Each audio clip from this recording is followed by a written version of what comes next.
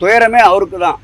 அடுத்த முறை நடைபெறப் போகின்ற 2026 சட்டமன்ற தேர்தலில் இப்பொழுது பெற்றிருக்கின்ற சட்டமன்ற உறுப்பினர்களுடைய எண்ணிக்கையை அடுத்த முறை 2026 சட்டமன்ற தேர்தலுக்கு பிறகு சட்டமன்றம் நுழைகின்ற பொழுது இருவர் கூட உள்ளே நுழைய மாட்டார் என்ற துயரத்தில் தான் அவர் இது போன்ற துயரமான வார்த்தைகளை பயன்படுத்தி கொண்டிருக்கின்றார்.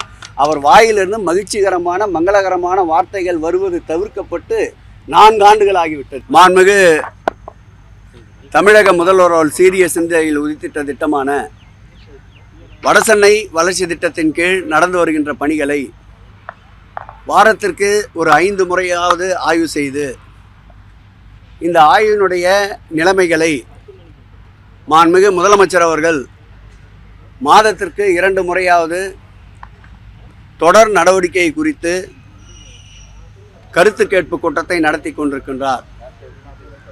அந்த வகையில் இன்றைக்கு கொளத்தூரிலே புதிதாக கட்டப்பட இருக்கின்ற ரூபாய் 11 கோடி மதிப்பீட்டில் துணை ஆணையாளர் காவல்துறை கட்டிடத்தை அமைக்கும் பணியை இன்றைக்கு பார்வையிட்டோம்.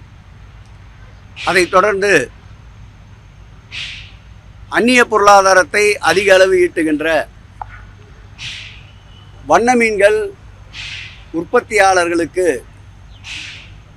நிரந்தரமாக அவர்கள் ஒரே இடத்தில் அவர்களுடைய தொழில் பெருக்கத்திற்கு உதவுகின்ற வகையில் 36 கோடி ரூபாய் செலவில் கட்டப்பட்டு வருகின்ற கொளத்தூர் பகுதி வண்ணமீன் உற்பத்தியாளர்களுக்கு உண்டான அந்த கட்டுமான பணிகளை பார்வையிட்டோம்.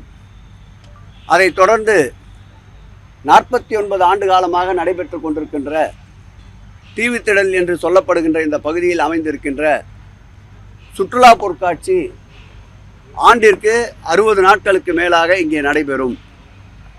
இந்த சுற்றுலா பொருட்காட்சி தற்காலிகமாக அமைக்கப்படுகின்ற இந்த கொட்டகைகளில் நடந்து வருகின்ற நிலையில் வடசென்னையின் நுழைவு பகுதியான இந்த பகுதியில் மாண்புமிகு தமிழக முதல்வர் அவர்கள் சுற்றுலா பொருட்காட்சியோடு மட்டுமல்லாமல்